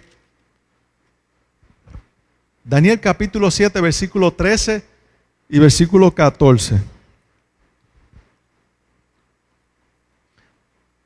Hay otra escena. Dice Daniel 7, versículo 13, miraba yo en la visión de la noche, y he aquí en las nubes de los cielos, en las nubes del cielo, uno como el Hijo del Hombre que venía. Y llegó hasta el anciano de días, y le hicieron llegar delante de él. Vamos a quedarnos ahí en el versículo número 13. En la visión de Daniel, él ve que vienen las nubes, uno, dice aquí la palabra del Señor, como el Hijo del Hombre. En la traducción es uno de forma humana. Así que él ve uno de forma humana, un ser de forma humana, parecido a usted y a mí, como un ser humano. En la encarnación, el Hijo de Dios, Jesucristo, tomó sobre sí la forma humana. Si vamos al libro de Juan, Juan capítulo 1, Juan capítulo 1, versículo 1 al 4 y versículos 12 y 14.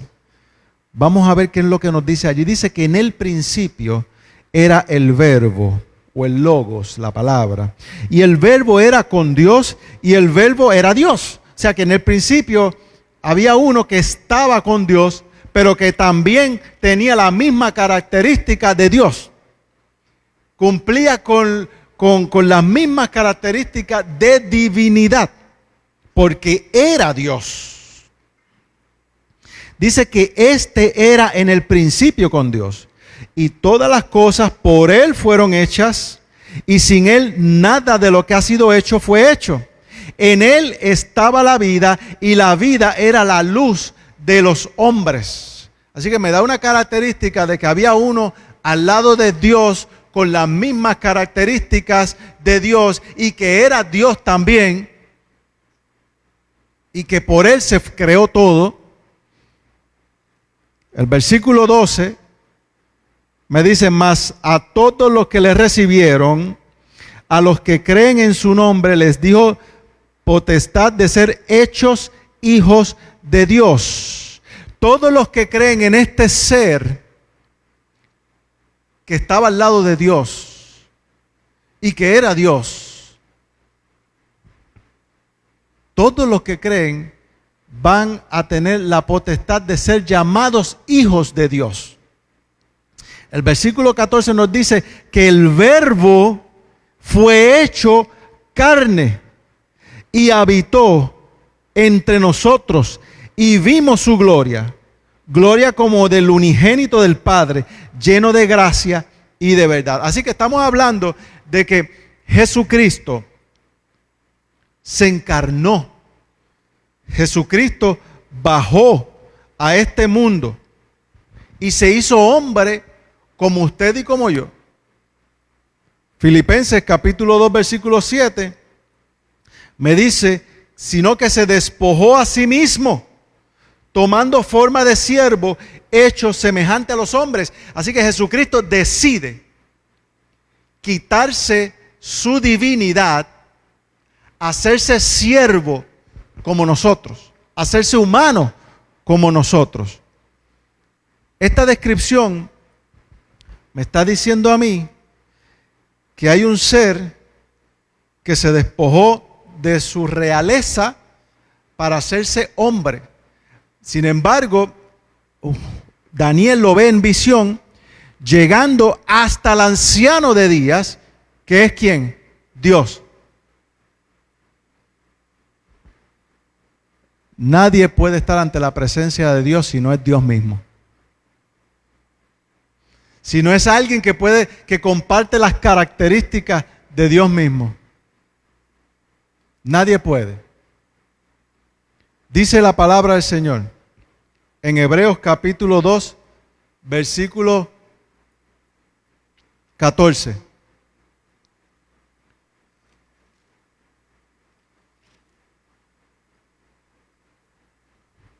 Así que por cuanto los hijos participaron de carne y sangre, Él también participó de lo mismo, para destruir por medio de la muerte al que tenía el imperio de la muerte, esto es el diablo. Jesucristo participó de todos los padecimientos de cada uno de nosotros. Todas las situaciones por las cuales nosotros hemos pasado, Jesucristo las ha pasado también. Ha participado de todo eso. Así que Jesucristo reconoce cuáles son tus problemas. Jesucristo reconoce cuáles son tus situaciones. ¿Cuál es tu enfermedad? ¿Cuál es tu dolor? Jesucristo lo reconoce porque Él participó de la misma humanidad que usted y yo participamos.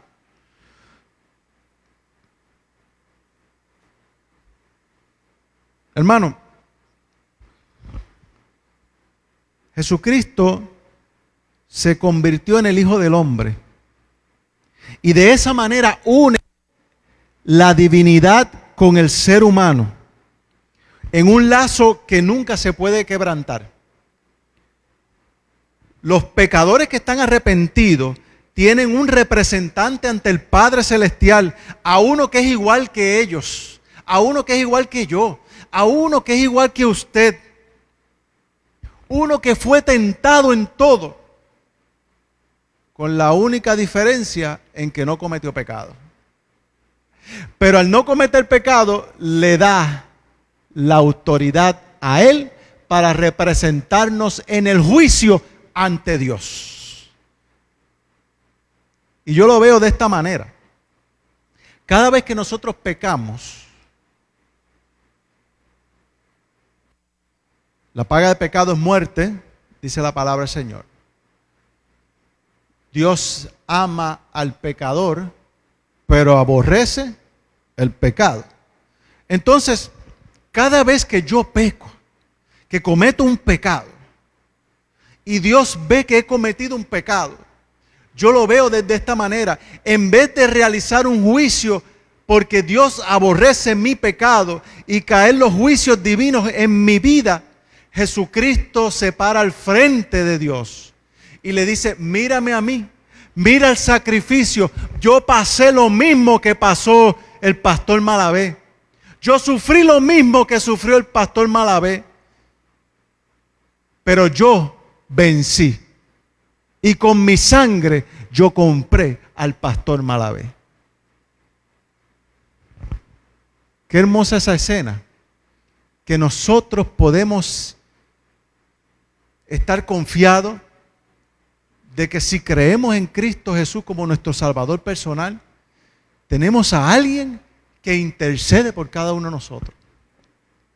Podemos estar en paz. Si hemos aceptado a Cristo, podemos estar en paz.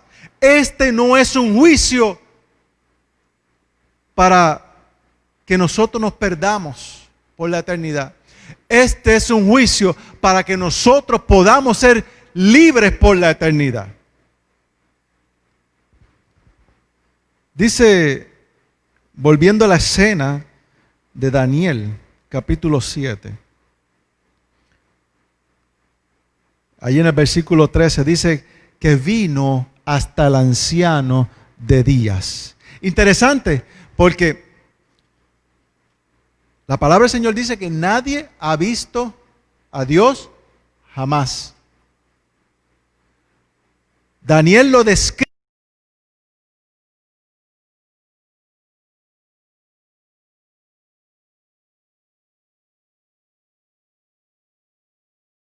Este hombre, sabemos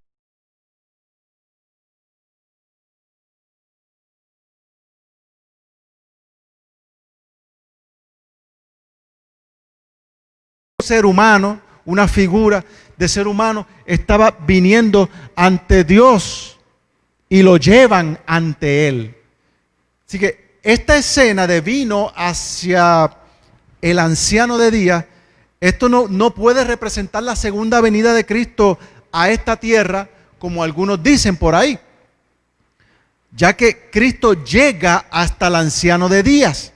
Aquí se está representando la entrada de Cristo del lugar santo al lugar santísimo ante la presencia de Dios, de la cual nadie puede estar sino Dios mismo.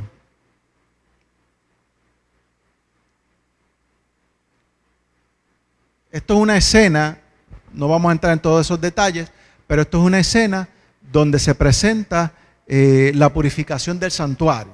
¿Ok? Más adelante podemos hablar de eso. Más adelante. Y más adelante podemos hablar de la segunda venida de Cristo, cómo Él va a venir y con quién va a venir. Porque Jesucristo no viene Él solo, sino que viene Dios en su trono. Y eso lo vamos a presentar más adelante con evidencia bíblica.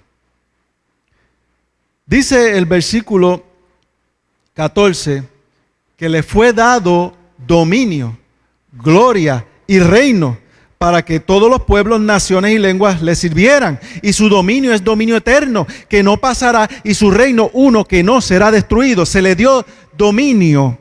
¿Por qué? Porque venció la muerte. Venció el plan establecido para recuperar al ser humano. Cristo lo venció, Cristo lo cumplió y fue ante el Padre para recibir lo que se le había prometido.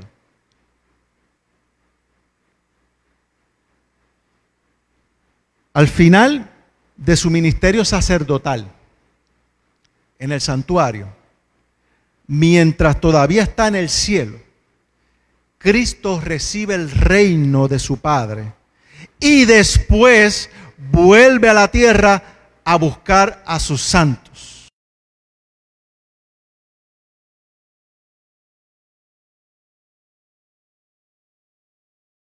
Y una vez que recibe la titularidad de la heredad,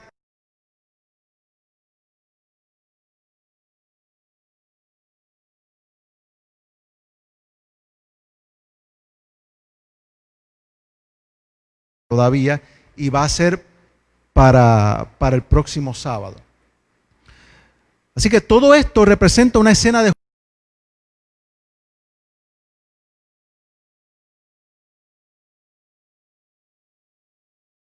se evalúa a los que han muerto y se evaluará a los vivos que van a heredar o van a tener el privilegio de entrar por las puertas de oro de la Canaán celestial.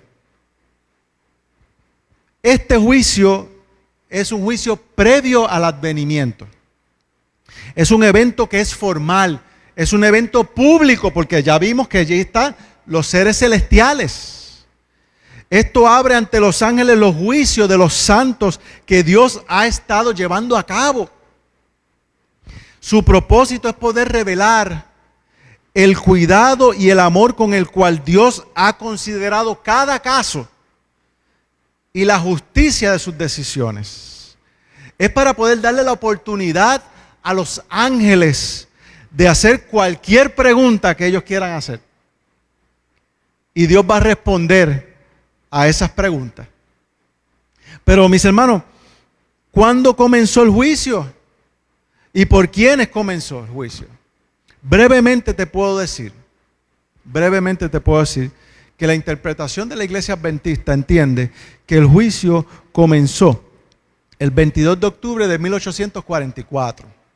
En Daniel 8:14, ahí hay un versículo que dice: y él me dijo, hasta 2300 tardes y mañanas, y el santuario será purificado. Después de las 2300 tardes y mañanas, que cuando estudiamos la Biblia entendemos que son años, ¿verdad? Estamos hablando que es desde el 457 antes de Cristo hasta el 1844. Cuando cumple 1844 es que entonces dice aquí el versículo que el santuario sería purificado. Mucha gente que estudiaron como William Miller creían que cuando hablaba de esto era que la tierra era el santuario y que Cristo iba a regresar y con el fuego iba a purificar todo lo que había aquí porque lo iba a destruir. Y predicaron creyendo que Cristo iba a regresar en ese tiempo. Pusieron muchas fechas hasta que llegaron al 1844, hubo un gran chasco y después siguieron estudiando y se dieron cuenta de que eso no era lo que significaba. Después de 1844 se establece la iglesia adventista. Así que el gran chasco no pertenece a la iglesia adventista, sino a unos grupos que estaban estudiando la palabra del Señor, donde habían metodistas, habían presbiterianos, habían bautistas, habían de todo. Luego de eso es que se establece la iglesia adventista. Entonces, entienden que algo sucedía allí, en ese santuario que iba a ser purificado. Recordemos que aquí en la tierra había un santuario y que el Cordero representaba a Jesucristo. Y cuando Jesucristo murió en la cruz del Calvario, murió el Cordero que quitaba los pecados del mundo. Ya Jesucristo había muerto, por ende el santuario terrenal no tenía función. Pero quedaba el santuario celestial. Y Daniel hace referencia a ese santuario. Y la purificación, mis hermanos, era la expiación. Cuando aquí estaba el santuario terrenal, había un día donde se expiaban los pecados una vez al año. ¿Pero qué es eso, pastor, de expiación? ¿Qué es eso? En ese día, el sumo sacerdote que oficiaba ese año pasaba del lugar santo al lugar santísimo una sola vez al año. Y allí no se perdonaban los pecados, porque los pecados se perdonaban día a día. Todos los días se perdonaban los pecados, pero el día de la expiación, recuerden, los pecados se llevaban ante el lugar santísimo y se depositaban allí simbólica y espiritualmente. Entonces, el lugar santísimo, una vez al año, tenía que ser purificado. Así que no es que se perdonaban los pecados, sino que se borraban los pecados que ya habían sido perdonados. Son dos cosas distintas. Imagínese un papel. Usted escribió en el papel, pero lo que escribió no le gustó y usted lo borró. Le pasó liquid paper o le pasó un borrador, quedó una mancha allí. La información ya no está, pero quedó una mancha allí. Y ahora usted decide que no quiere ver esa mancha. Que aunque no está la información, ya yo no quiero ver esa mancha, Mayra. Pues yo cojo la página y la rompo y la boto. Así es como funciona esto. Los pecados estaban perdonados, pero en el día de la expiación, los pecados que ya habían sido perdonados eran borrados. Eso quiere decir entonces que ahora mismo hay un juicio en el cielo, donde Jesucristo ha pasado del lugar santo al lugar santísimo, donde está haciendo una purificación. Y tiene que hacer una purificación porque los que vamos a ir a estar en el cielo, y digo los que vamos porque yo tengo seguridad de mi salvación, porque yo he creído en Jesús y le sirvo a Cristo Jesús, y cada vez que yo cometo pecado le pido perdón y creo que soy perdonado, por fe lo creo. Tiene que haber una purificación, mis hermanos, porque nadie con pecado puede estar en el cielo.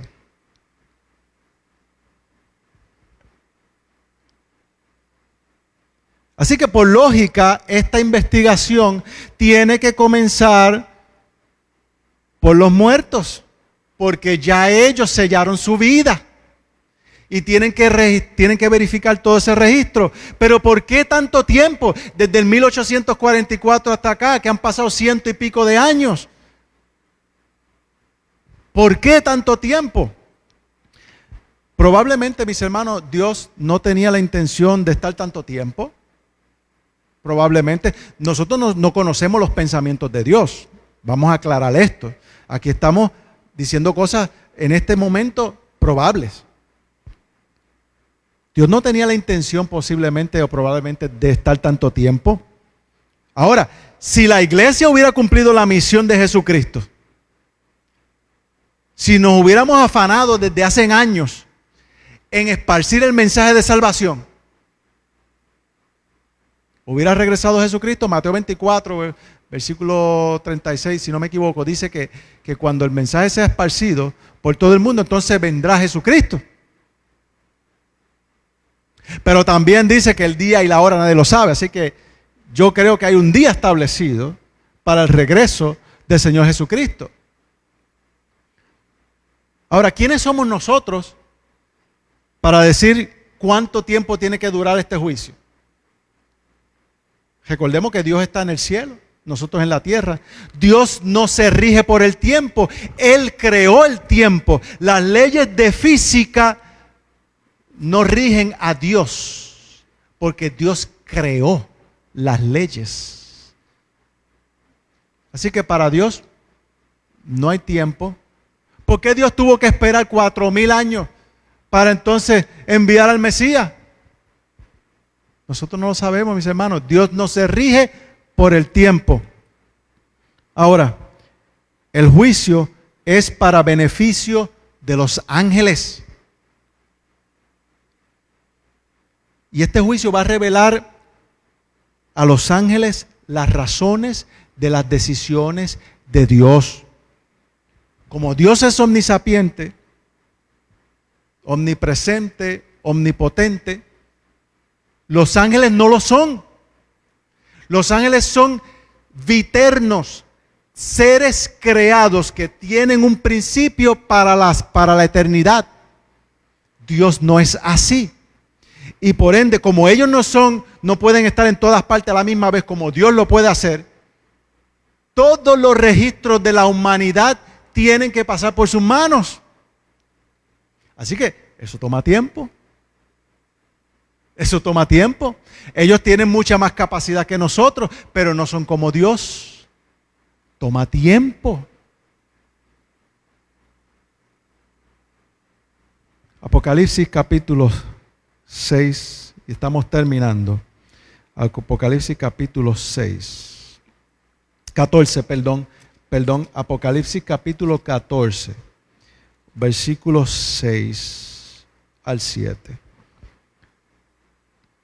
Dice, y esto fue Juan: y vi otro ángel volar en medio del cielo que tenía el evangelio eterno para predicarlo a los moradores de la tierra, a toda nación, tribu, lengua y pueblo, diciendo en alta voz: temed a Dios y dadle gloria, porque la hora de su juicio ha venido, y adorar a aquel que hizo el cielo y la tierra y el mar y las fuentes de las aguas.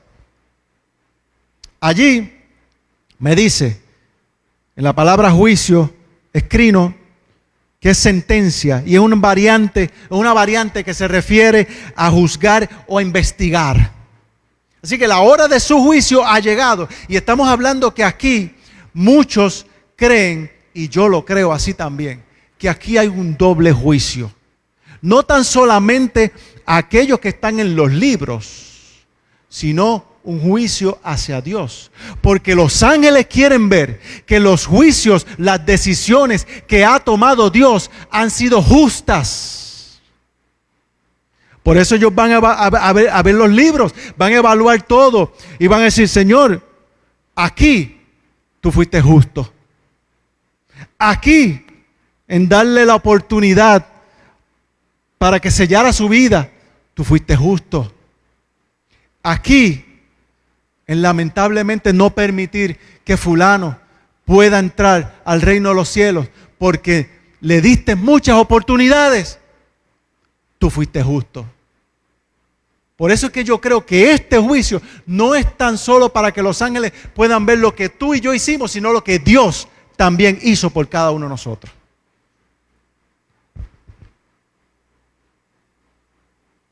Mis hermanos, por último,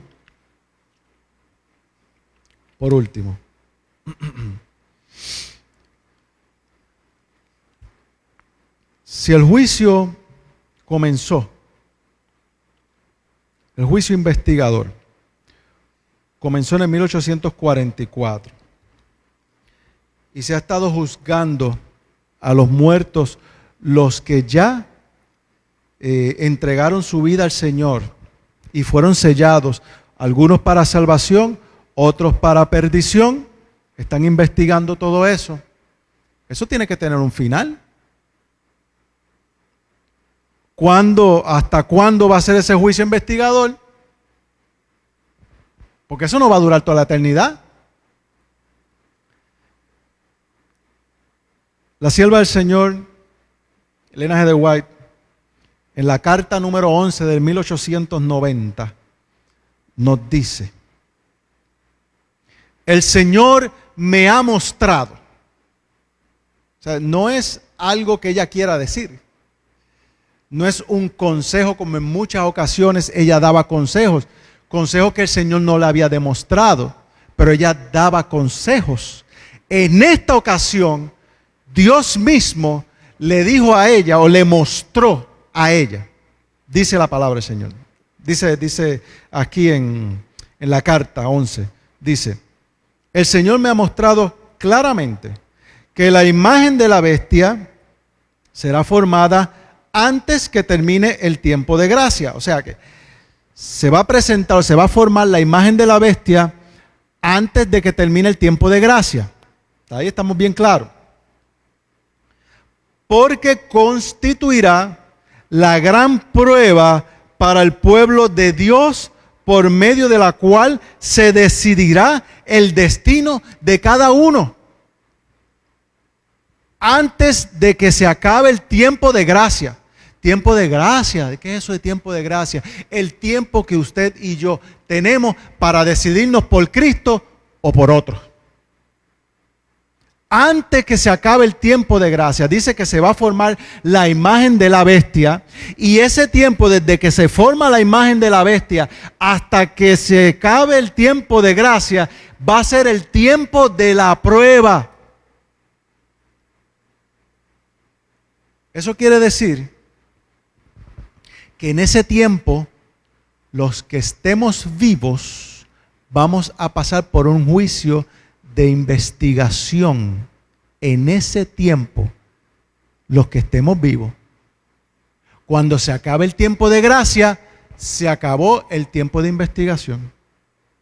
Dice aquí más, esta es la prueba que deberán enfrentar los hijos de Dios antes de ser sellados.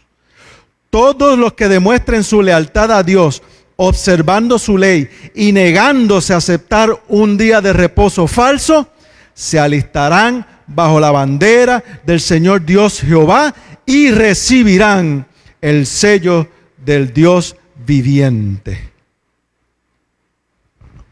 Así que el juicio investigador tiene un fin.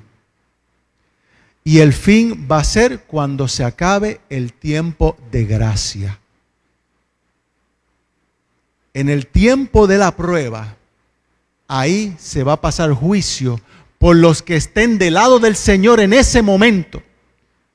Los que se pongan del lado del Señor o se pongan al lado de la bestia. Dice aquí por último, los que renuncien a la verdad de origen celestial y acepten el domingo como día de reposo, recibirán la marca de la bestia. Así que, hermanos, tenemos un tiempo todavía donde nosotros podemos decidir a quién vamos a servir. Si a Dios o al enemigo. Los juicios de Dios siempre han sido y siempre serán hasta el momento que termine el tiempo de gracia para beneficio de cada uno de nosotros. Dios siempre ha buscado la manera de salvarnos y todavía está presto, listo para salvarnos. Los ángeles desean nuestra salvación. Los ángeles quieren ver la justicia de Dios. Los ángeles están pendientes a que los juicios de Dios sean justos y verdaderos. Y como Dios es un Dios justo y verdadero, Dios no va a fallar. Porque aquí está puesto el nombre de Dios también. Todo el universo nos está viendo a nosotros. Todo el universo está viendo los juicios de Dios. Pero tranquilo. Porque si usted ha aceptado a Cristo como su Salvador personal y día a día le pide al Señor que le ayude espiritualmente, usted puede estar seguro de que tiene su seguridad de salvación. Tranquilo. Este es un juicio para darnos vida eterna. Que el Señor nos continúe bendiciendo.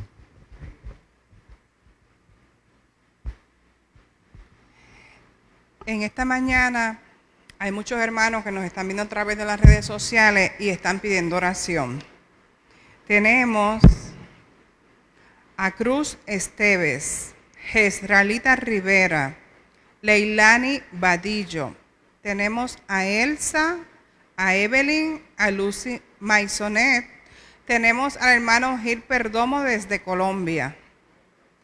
Tenemos a la hermana María Jaime, Zaida Rosa, Maribel Cintrón, Santiago Rosa, Ángela Ruiz, Judith Cortés, Rubén Hilerio, Miguel Maisonet, Carlos Fuentes, William Quiñones, Edith Acosta, Salimar Casalduc, Félix Rodríguez, José Vázquez, Juana Castro, Yailin Pérez, Axel Cordero, Elizabeth Acevedo, a la hermana Ana M. Diego desde San Luis, Missouri.